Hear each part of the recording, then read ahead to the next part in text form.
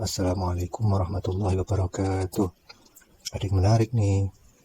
Nama Hasasin atau assassin berasal dari kata Arab al-hashasin yang berarti pengguna hasis yang bisa berupa ganja atau opium.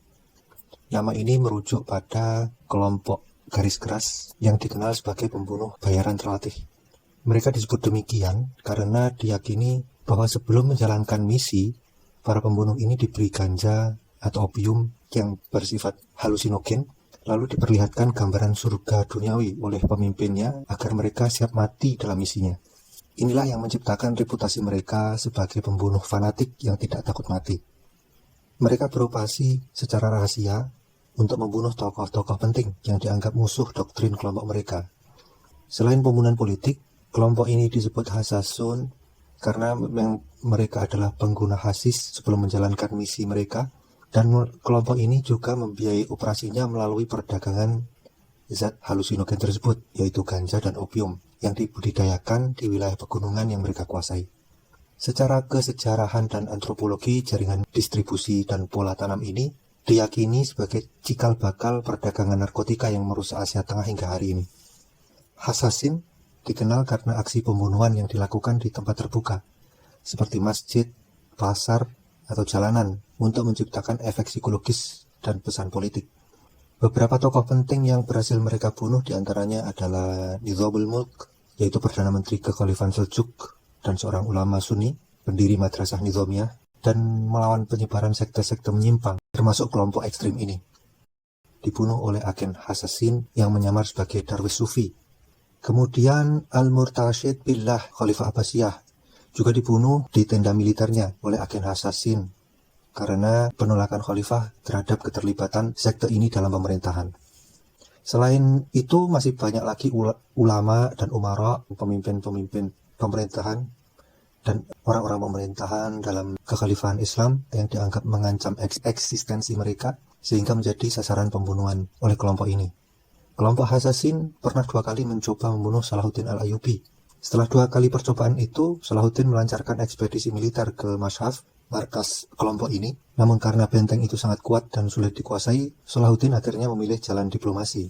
Ia membuat perjanjian damai, Hasasin tidak menyerang lagi dan Salahuddin tidak mengganggu wilayah mereka. Ini sebenarnya adalah kebijakan pragmatis, tapi juga merupakan hal yang realis dan strategis yang dijalankan oleh Salahuddin karena menghindari konflik internal demi fokus pada perang salib, demi fokus pada perang membebaskan Palestina. Kejayaan kelompok Hasasin ini berakhir ketika Mongol menyerbu Persia pada tahun 1256. Benteng Alamut dihancurkan oleh pasukan Hulagu Khan. Sistem mereka hancur dan kelompok ini kehilangan kekuatan militer dan politiknya. Namun secara ideologi mereka tetap hidup, bahkan hingga kini dalam komunitas modern. Pengaruh mereka bahkan menciptakan budaya bayangan yang masih berbahaya hingga abad modern ini. Nah, warisan Hasasin ini juga menjadi inspirasi dalam budaya pop untuk menghapuskan kesan kejam mereka. Video game seperti Assassin's Creed, kemudian literatur barat dan film aksi cenderung menggambarkan, mengaburkan betapa berbahayanya kelompok ini. Bahkan istilah modern assassin dalam bahasa Inggris itu berasal dari istilah atau terminologi ini. Jadi di balik modernitas yang dimunculkan ini, Hasasin sebenarnya adalah simbol dari terorisme, fanatisme, dan politik kekerasan yang terencana yang jejaknya masih dapat dilihat dalam konflik ideologis di kawasan Asia Tengah hingga saat ini. Hasasin bukan sekedar legenda pembunuh bayaran, pembunuh rahasia, dan kelompok pedagang narkotika, ganja dan opium.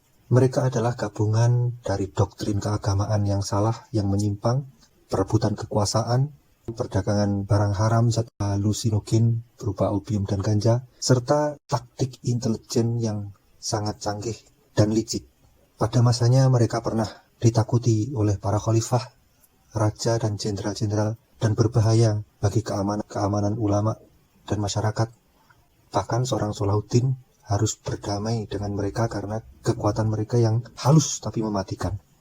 Waspadalah, waspadalah. Semoga informasi ini bermanfaat. Assalamualaikum warahmatullahi wabarakatuh.